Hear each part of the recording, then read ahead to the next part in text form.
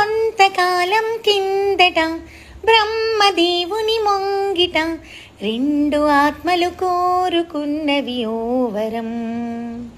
రూపురేఖలు వేరట, ఊపిరొకటే చాలట, ఆవరాన్ని స్నేహమంటున్నా మనం.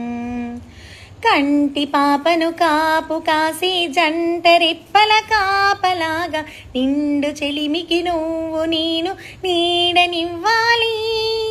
స్నేహమంటే రూపులేని ఊహ కాదని లోకమంతా నిన్ను నన్ను చూడగానే నమ్మి తీరాలి.